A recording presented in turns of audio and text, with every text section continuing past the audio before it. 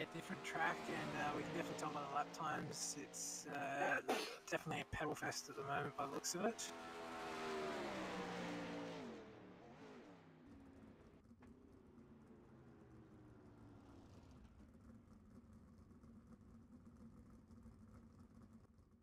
So once again, see, doesn't look like Joel's going to sandbag this time. He's definitely put it up there in second position this time. I think he got a little bit worried last time when running in 19th and sitting on that bubble.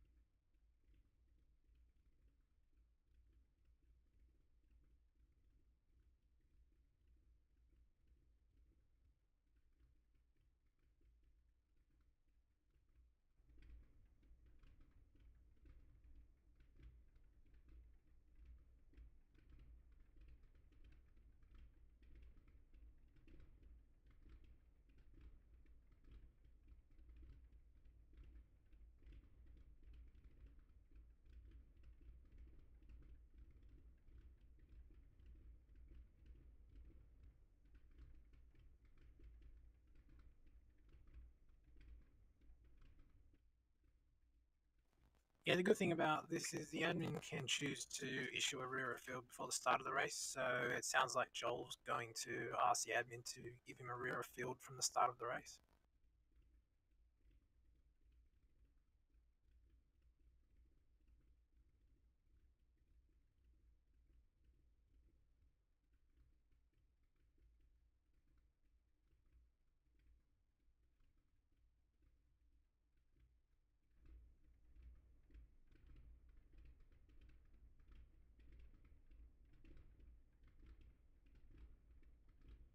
I have seen them on the broadcast, and I've also been involved in them.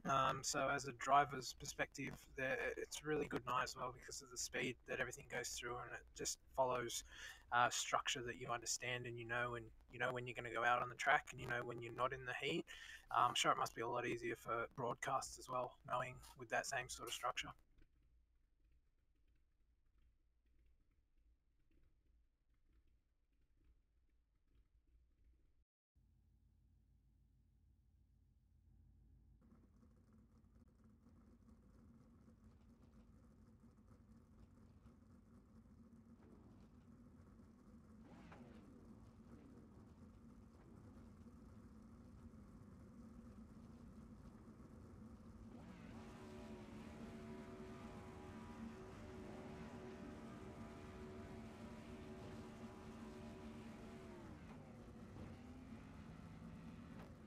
Okay, so starting with tonight, we've just had word that Daniel Gowden-Dolberg will be receiving the end of the field. So off your front row will now be Brett Gerards and Nathan Norman. Following them, Bruce Smith and Zachary Phelan. In your fifth and sixth position will be James Robbie and Daniel Vassell. Lachlan Smith and Scott Butler will be starting out of 7 and 9. Sorry, I'm just having to readjust the numbers here with the two missing at the front. Cody Morsk will be your ninth place driver. Lance Baton and Matthew Reed will be mid-pack. Sorry, I've lost track of the numbers. I'll just read through them now. Sean McKinskin, Aaron Kelly. Then we have Brandon Hamilton, Jacob Childs, Gavin Sadler, again making it there in 18th position. Darren Brumfield and Michelle Cow will round out your top 20.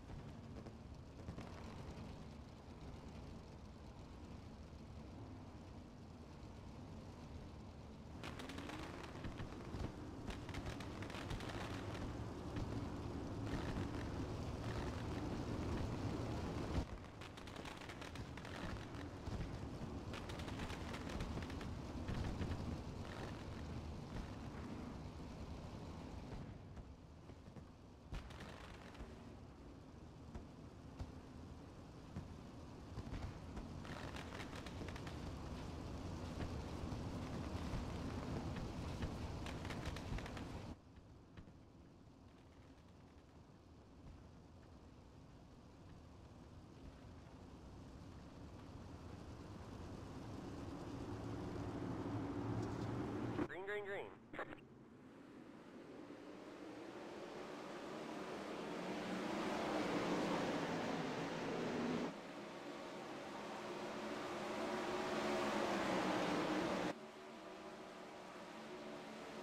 Yeah, everyone's searching at the moment. I'm sure the guys don't really know where the fastest line is, so they're just going to hang around at the top now and expect to see some of the backpack guys try that bottom line just to try and get through and come up through the field.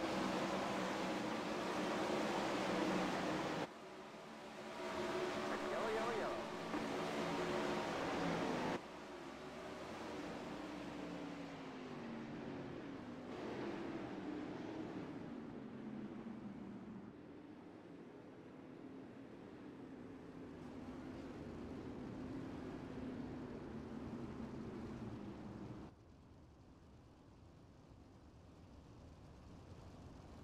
Great driving talent between the two of those, so definitely expected to see them come up, but I did not expect them to see them come up that quick.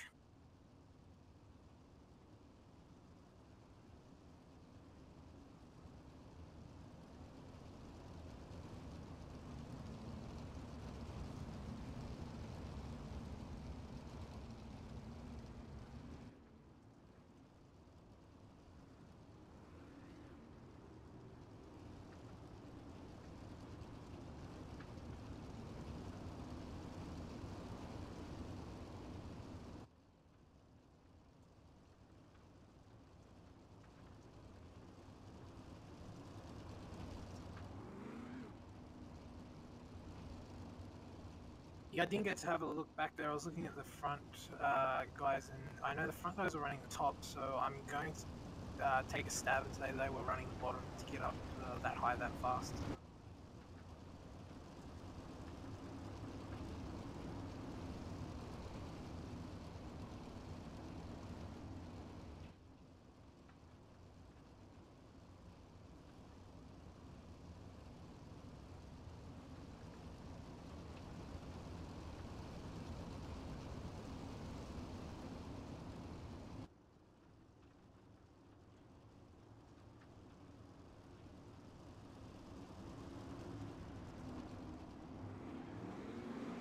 Green flag, green flag.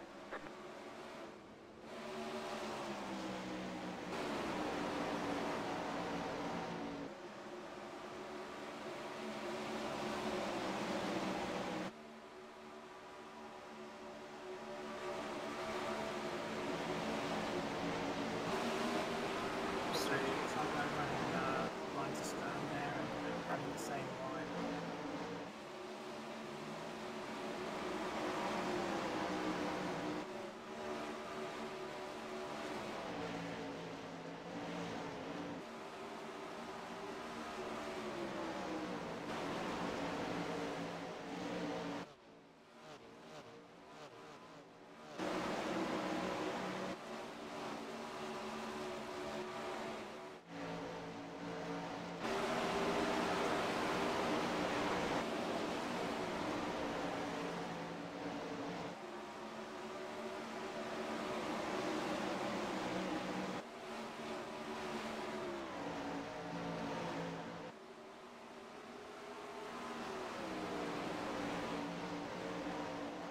Joel Berkeley setting some quick time, and Daniel Gow just set quick time then, so these two are definitely coming through the Yellow, field. yellow, They've yellow. got the pace, and we are under yellow.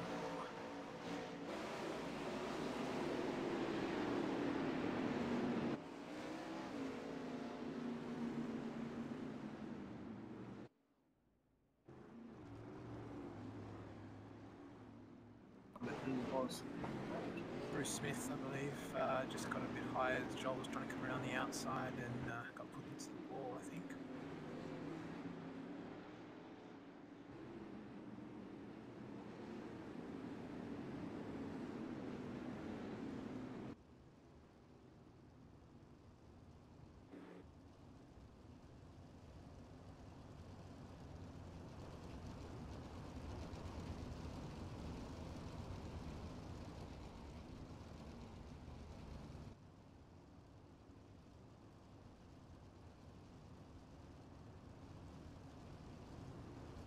Yeah, the guys do an amazing job to present these cars. The work that goes in behind them is just as much as they I'm put an into idiot, their Bob driving King. efforts. So it's great to see them all wearing their skins tonight. Alright, so I've just had a rookie mistake, and apparently my microphone wasn't unmuted on OBS, so thank you OBS, thank you Bob King for picking that one up. But as my stupidity hopefully ends, the lights on the pace truck will be off, and Nathan Norman and that target number 2 looking to pick up another win in the AFSR WP Concreting 410 Sprint Car Series. He's really burst onto the scene over the past sort of 5 or 6 weeks. He's picked up a couple of wins, and we'll try and keep an eye on the other guys coming through the back of the pack as well. Phelan in second, Vassal in third, Gerrards and Butler and Norman will lead us back underway with 17 laps left to run. First up by Norman there, he just pulled away from Zach, caught Zach napping a little bit. Dan's going to try and capitalise that on the outside. Can't quite do it, so Zach will keep that second position. Yellow on the racetrack again. Yep, Daniel Gow this time. And there is severe damage to the rear end of that 22 and also the race car, as Daniel Gow should be out of this one, so his night will get cut short by about 16 laps. But we come back to yellow, and well, it's not a race until you see a couple of yellow flags, but I'll tell you what, I'm a sucker for for green and black race cars. And I gotta admit, that James Robbie paint scheme looks pretty mint itself, but he needs to change colours because green and black's mine. Yeah, they say green in racing is bad luck, so not sure. James looks like he's doing alright tonight, so that myth might be put out the window. Trust me, I've never had an issue with racing green, that's for sure. But well, it looks like Robbie is going to go to the back of the line here. He's just rolling on the infield, the trotting track, and he will get to the rear of the field behind another green car in, I believe that could be Smedley. Correct. So he looks like he was primary cause for the Daniel Gow incident. Radio lights off on the pace truck, so we get set for 1 to green. And it is going to be Nathan Norman will lead us with 13 laps left to run. We'll see if these drivers can finish the race off under green flag and not finish behind the pace truck. Nathan Norman, Zach Phelan. Now, Phelan has gone to the bottom side the past couple of laps, so interesting to see if he's going to do it yet again. He needs to get a good start here on that number 2 machine, and the number 2 machine gets us back underway, and well, he leads by about a good 5 car lengths as they go into turn number 1 and 2, but Phelan goes back to the low side in turn number 1 and 2. Keep an eye on that orange and white. Number 9 coming through. He's up to position number 6. Is that sleeping again there? It looks like that can't get the power down to keep up with Norman off those starts, so he's losing 4 or 5 car lengths, and under pressure again now by Daniel Vassal in 3rd. Yeah, Butler in 4th in that 94 as well. 5th is going to be Joel Burker, and the yellow is out, and wow, there is a stack of red and black cars. We got there was Lachlan Smith, I think Gavin Sadler was there, and Brett Gerrards, and well, the black and red GSR cars are out in full effect here tonight. But man, I tell you what, isn't Nathan Norman doing a great job? And Vassal, can he double down for tonight and go back to back? I don't think we've seen it since we started coming on and doing the broadcast. Norman doing a great job. Dan getting past Zachary now will be interesting to see if Dan can make those starts work and see if he can put Norman under a little bit of pressure. So the field assembles up behind the iRacing official pace truck. Should have less than 8 race distance, and look what Danny's doing right now. He's actually just rolling the low side and just seeing if there's anything down there to where he can get some grip and pass Nathan.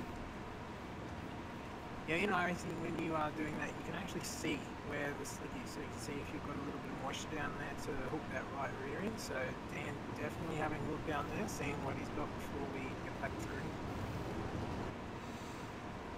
Alright, Doug, the imaginary Doug Clark will give us the 1 to go signal as they come off turn number 2 now. So off turn number 4, the pace truck will take the left hand turn back to the infield, and we will get set to resume racing here at the Knoxville Raceway, the sprint car capital of the world. You're watching live here on Ultimate Dirt TV. 8 laps left to run. Norman, Vassell, Phelan, Butler and Berkeley, your top 5.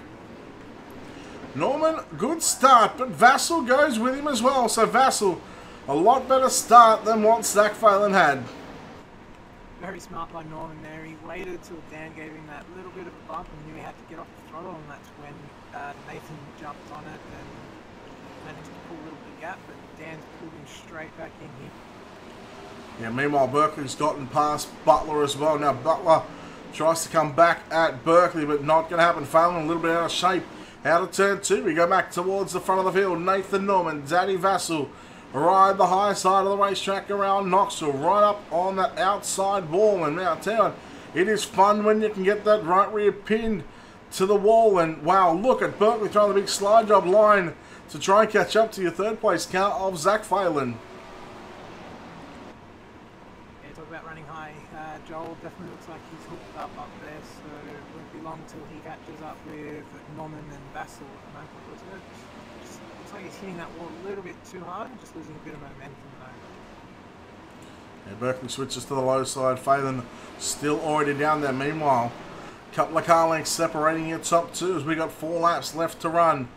If we see the yellow flag come out from anywhere from here on out, it will conclude the racing. Let's hope we can finish this under green. Oh, wow. Unbelievable. Commentators first, Brad. Just timing of that one. That will end it as it is. 3 laps around before they go green here. And, well, that just sucks. Shaping up for the finish there. I think Dan was just sizing up Norman, but I'm not so sure he had anything for him. But the only move he was going to have to do is definitely drive down to that inside and try and pull the slider. So he may have just been waiting for the last moment to do that, but got caught out with that yellow, which in Speedway can always happen, so there's a risk. Yeah, something that iRacing hasn't fixed is a green-white checker, but I tell you what, when they do bring it in, I mean, you know, when you get a yellow with 2 to go and it doesn't finish under yellow, I mean, I can't wait for that day, because, you know, that's where you get those real good finishes. You know, that's where you get guys getting real desperate, throwing those big sliders, and you know that guy wants to run second. They don't want to, you know, for the final 2 laps, they don't just want to think, well, you know, I'm just going to sit behind the leader. You know, each driver is going to want to go out there and get the W. Yeah, certainly. At the end of the day, they're all race car drivers, whether it's virtual or in real life. And once iRacing does stop counting the laps under yellow, like I said, we would have had a nice 3-lap run here to the end if we stopped counting once that yellow came out. And obviously we can get some rollbacks like we do in Speedway as well, so 1 lap back. Yeah, once the field banks up and we had 3 laps to go, it's going to get very interesting, I think. Certainly was, as the field rolls down into turn number 3 and 4 for the final time, the penultimate round of the WP Concreting 410 Fixed Sprint Car Series, presented by Australian Fixed Setup Racing and also Factory Cane Australia. Off turn number 4, Nathan Norman in car number 2 will officially get the win. Danny Vassell, another good point haul, comes home in second, and the 49 of Zachary Phelan is your final podium. We'll go through our finishing results here in just a second. In fact, Sean, I'll let you do the finishing results while I get our top 3 getting ready for an interview. Yes, Brad. So in first place, we have Nathan Norman. In second place, we have Dan Vassell. In third place, Zachary Phelan. In fourth place, Scott Butler. And fifth, Brett Gerards. Sixth place, we have Gavin Sadler, and in seventh, Matt Reed. James Robbie will be your eighth place finisher, followed behind him is Bruce Smith in ninth place. Your top 10 finisher will be Michelle Callow. Brad Smeedley and Jacob Childs, 11th and 12th. Cody Morsk in 13th. Joel Berkeley, 14th, 3 laps down, unfortunately. Lachlan Smith, Darren Brumfield, Lance Baton, Sean McGinskin, Daniel Gow, Aaron Kelly, Brendan Hamilton, and Todd Maxfield, rounding out the 20. Alright, so that was your 20 car field. We bring in third place of Zach Fallon. Zach, congratulations on the third place. A little bit frustrating to end under yellow there, bud.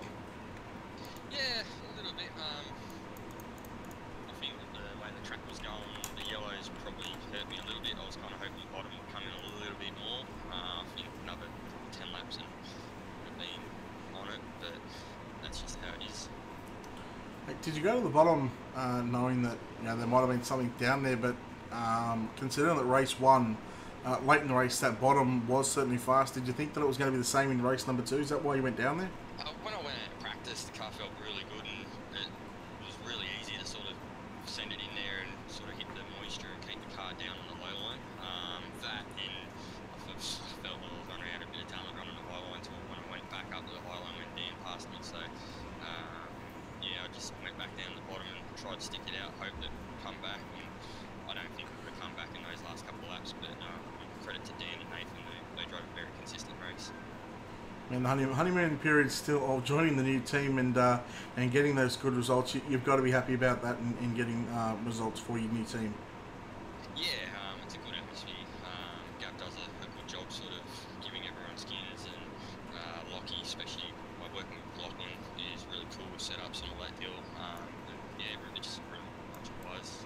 It's not too serious, so if you have to miss a race here and there, it's not the end of the world. And, yeah, just a really good bunch of blokes that love their speedway. I doubt they're not the only guys, but why don't you give a shout out and some thank yous as well to some people? Yeah, FK Australia, and as I just said, all the guys that Gavin sat in the race, and you guys for doing the broadcast, and Dan for putting on the race. We have it, Zach Fallon in second. We'll throw the mic over to Sean to have a word with Danny Vassell. Danny, great job there. Starting from that position, you managed to get to second. We saw you running around the bottom there just before the start of that last green flag run. Were you looking at anything down there to try and make a move on Norman? Yeah, just looking for a bit of moisture down there. There's no way around him on the top. Wasn't making any mistakes, so yeah, looked down there, but wasn't a lot there to really grip onto. And the last thing I wanted to do was slide up and ruin his race, so I decided against it. Yeah, it would have been nothing less to take both of you out at the same time from the front, but then again, obviously, to have that double tonight would have been a bit of an achievement. Yeah, look, the win was what I was after, but I think it's a long time too. Coming towards that point into the championship, and just the last thing I want to do is wait for this time of the season. So the question we all want to know is, would you have had anything from Nathan if we could have gone green to the checkers? Yeah, it was something a little bit loose, so I was hoping to get one run just to get even 3 lengths down the inside to try to take long everything. So yeah, I wasn't going to do anything too risky, just left the opportunity presented itself. So there to take it. Yeah, great run tonight. Before we let you go, is there anyone else you'd like to thank? I know you've been in the booth tonight, but obviously those sponsors do a lot for you, so we'll give them a shout out again. Yeah, all the guys at GSR, it's a great bunch of guys to race with and help push me along when you're like a better driver, and Train I was looking out and seeing what's just Thanks, Dan, and good run tonight. Cheers, Sean, and thanks to you and Brett for doing us. Brett seems pretty happy.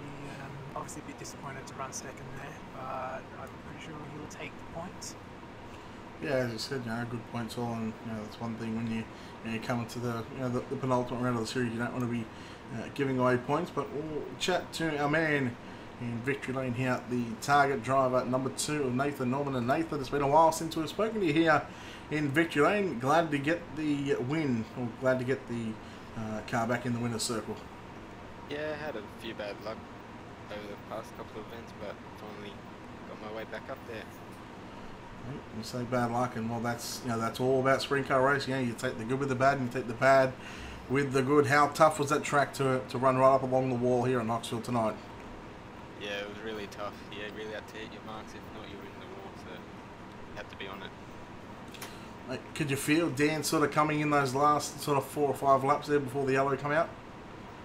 Yeah, he was coming, but it looks like I was holding the gap a little bit, so I knew if there was a caution I'd be safe, but I reckon I would have had it either way.